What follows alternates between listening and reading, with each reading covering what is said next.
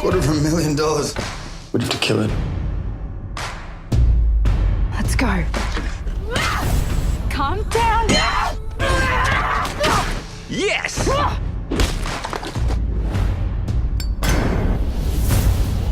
Goodbye, Alice.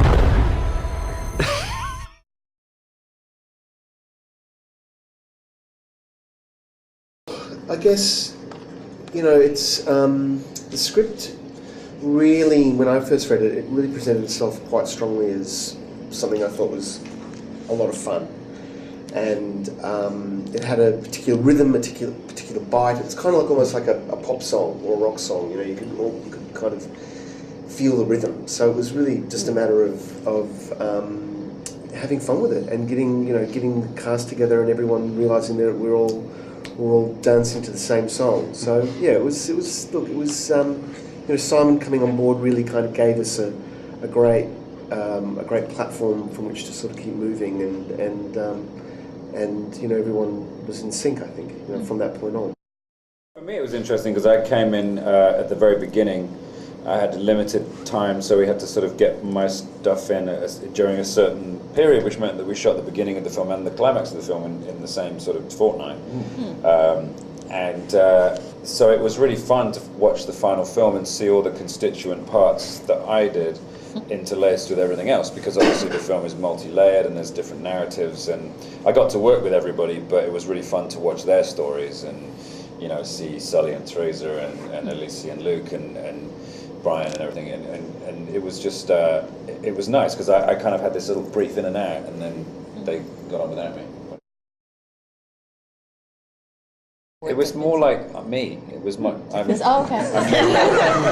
far more like an amoral mass murderer than, you know, any of the nice guys that I play. So, no, it was fun. It was nice to do something different. One of the things that attracted me to the script, apart from the sort of artful way that it was structured and written, was the opportunity to play someone very contrary to some of the roles I played before, and Charlie was just a sort of delight on the page to play someone who is so unapologetically bad, and yet at the same time oddly kind of the most likable person in the film, which says a lot about everyone else in the movie or the other characters.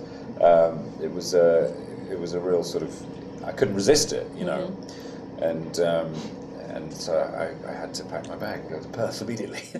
I think it helps that everyone in Eagle's Nest is a bit of an idiot, you know. It's kind of like you have to pick your allegiance, you know, and you think, well, I suppose Elise and Luke are the most probably, you know, morally acceptable people, even though they're up to no good, you know, they're having an affair and they're stealing money and that stuff.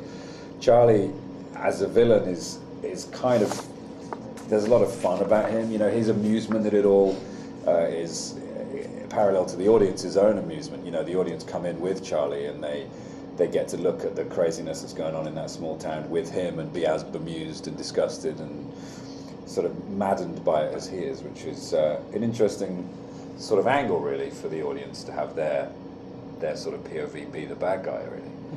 But yeah, it was just, if he wasn't fun, Charlie, he would be horrendous. It'd be like watching Wolf Creek, you know. It's sort of like he's someone who, although admittedly the bad guy in that is kind of fun, but in a way that's horrific.